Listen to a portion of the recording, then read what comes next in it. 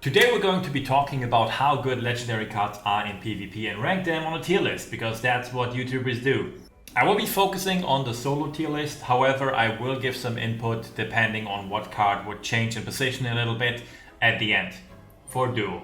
I'll try and cut it all together as quick as possible to not waste the time too much, so let's get into it. But first, this is where we currently are. Solo duel rank 61, then duo rank 71, club adventure rank 80. You want to go even higher, so if you want to join us, if you are on EU, join the Discord or hit me up in the comments or whatever, and well, you may join. As long as you join Discord, you have a safe space, because not everyone is in Discord yet, and that's gonna change if you join. First card we'll be discussing is Protego Diabolica, a straightaway not a card that I would really play in PvP. Great card in PvE, however it is a bit too situational and also kind of countered. If you stand in it, maybe someone throws a poison at you, incendio, all that kind of stuff.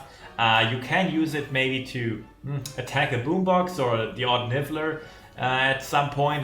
That's a little bit bonus effect while you're defending against charging monster books or whatever.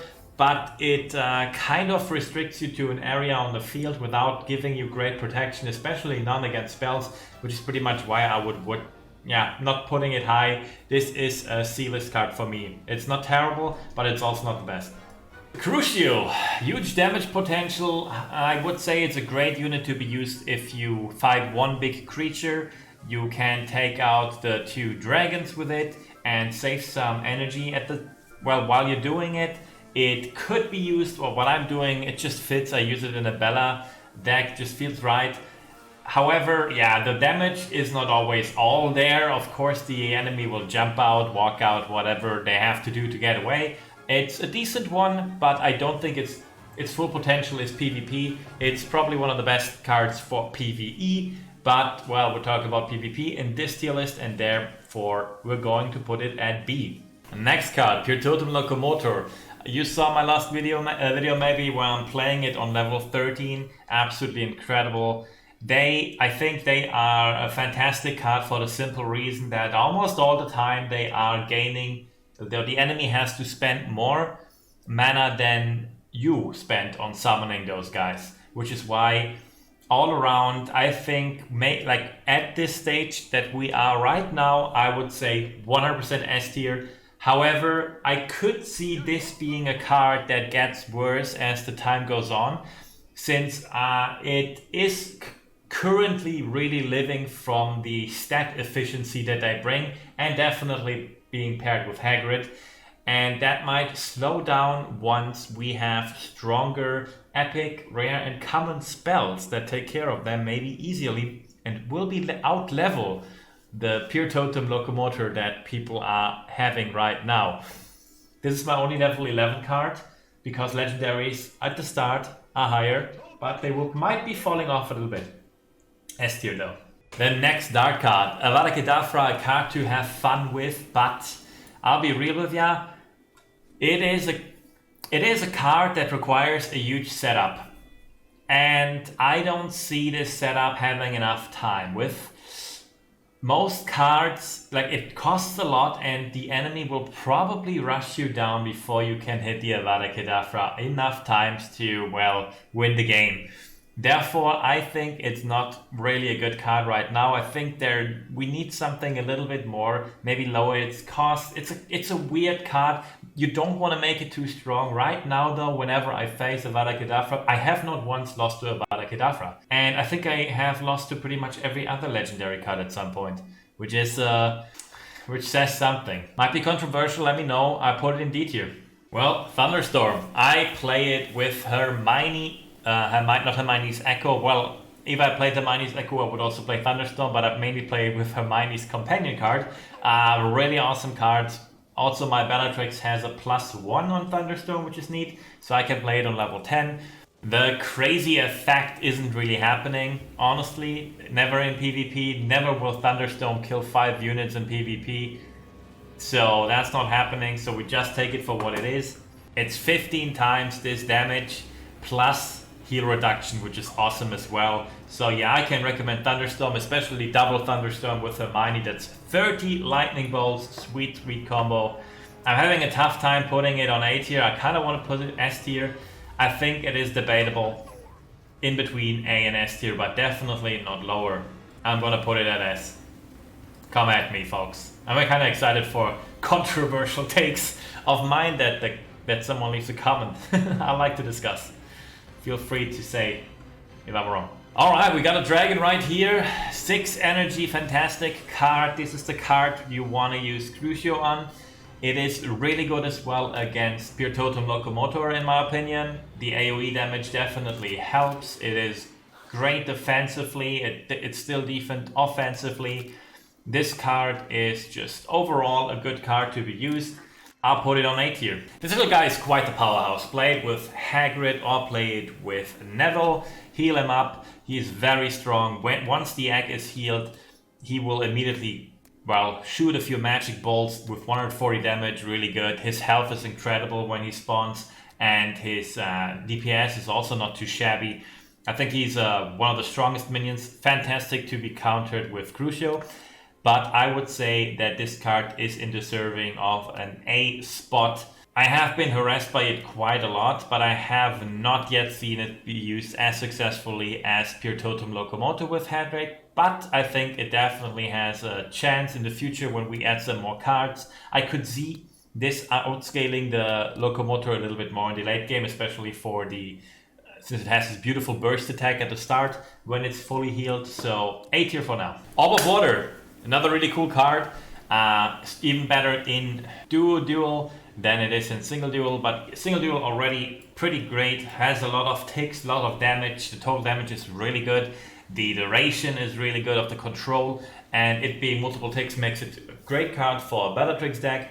If you don't have Thunderstorm maybe on a higher level, or have Orb of Water on a way higher level than Thunderstorm, I would play that instead. You could also use it with a Hermione deck as the big card. Overall, great card. I would put it in A right now. I think Thunderstorm currently has the edge, most definitely has the edge in the solo duel. We'll talk about that later. The Phoenix, 7 cost, he's only healing.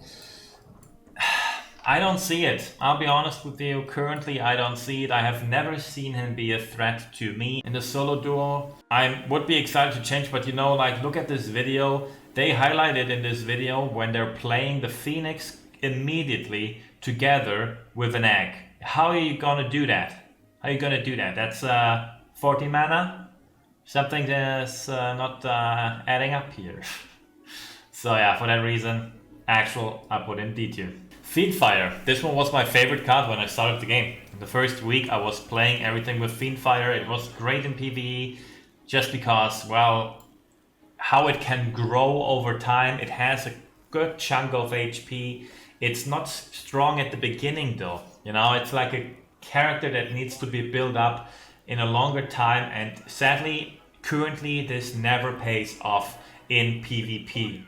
In general, solo and dual. This is for now a PvE card, in my opinion, and not to be used in PvP. Therefore, actual D tier. We have arrived at the companion cards, the Malfoy Gang. Malfoy Gang, in my opinion, easily the worst out of the legendary or mythic companion cards. Especially, it would for the reason that they all disappear once one dies.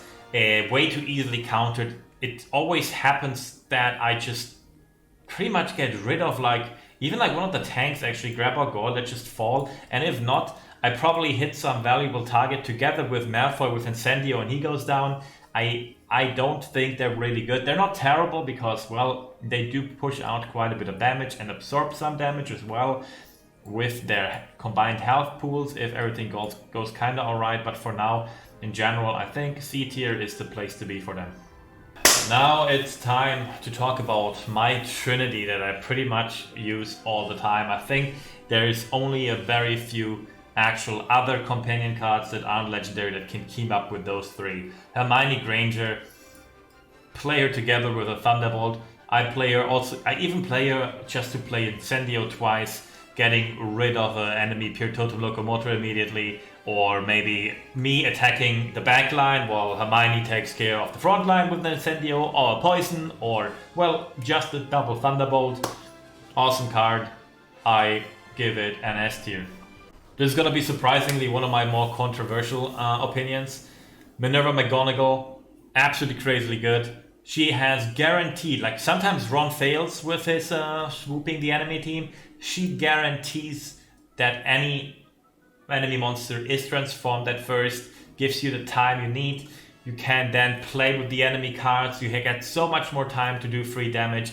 You can lock down one enemy completely, constantly by placing other spells. She doesn't have the highest HP pool, so she will be killed most of the time before you place, most of the time before she spawns a soldier. However, at the end of the day, that's like far from the thing that makes her so valuable. It's just like the cherry on top if you manage to pull that off. Outside of that, it's already crazy good to constantly transmogrify enemies. I have a video on her where I play her together with a spammy Newt deck, and she's absolutely crazy. I don't even have to do anything. I could basically close my eyes and just play cards with her on the board S tier. I think a lot of people think that she's bad or not good. I absolutely do not understand it. Also, I'm rating the cards to their maximum potential if they have a space in a meta deck. Not every card has a space in every deck, quite obviously. You cannot play all those cards here and expect this to be a good deck, but her being played with a spammy Newt deck, probably even with a spammy Harry deck, bam, spammy Hermione deck as well. I play her with Bellatrix and spam spells or monster books or whatever. Awesome card. Last but not least, Ron Weasley. Do we need to discuss this S tier? Swoops the entire field. Even better on duo. Alright.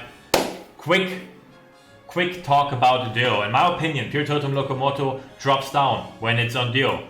This is not as good on duo. And on the other hand, I think that this card right here is even better on duo. You can actually, and on the other hand, Thunderstorm. They both switch places in my opinion. This is just better because you can cage 2 enemy wizards. You can cage a bigger army. You can do more damage because there's more stuff to hit, while the Thunderstorm ticks stay the same. That's why Thunderstorm is not as good as this one. Those 3 stay there. Those, arguably, this could be S, this could be B. My opinion for that is that his AoE is also better when there's more people to hit. My idea why this isn't better, he is kind of like a pest at first in solo because you cannot take care of him so quickly. However, if there's more on the board, more stuff will take care of him. Similar to Piertotum Locomotor, that's why I moved them both down a tier. The Malfoy Gang I would even put in D tier in duo, simply for the reason that, well, the Malfoy Gang just ain't it. And they will be, like, Malfoy will be nuked even easier, or one of the tanks will be nuked even easier. Simple, same situation as with Piertotum Locomotor, honestly. Those stay the same. Maybe you could guarantee... I put Fox 1 up for the simple reason that you might be able to play... One guy plays an egg, the other guy plays a phoenix, and then you might pull off a cool combo. So, maybe useful in here. You could make an argument for Avada Kedavra that it's a bit better, simply because there's more stuff to hit. So maybe you could put it C tier, but I still don't think it's a viable deck option for now. So this one that you see right here is if you click to the end of the video, this is the duo tier list that I switched around a little bit. Not as much thought as a solo tier list. So go a little bit back to see the final standing of the solo one as well. That's going to be it for the video. Thank you very much for watching. Make sure to subscribe, hit the like button, and leave a comment where you disagree with me. Keep it civil. Don't go, this guy's... Okay, do whatever. Honestly, do whatever the fuck you want. Enjoy. Enjoy yourself. Goodbye.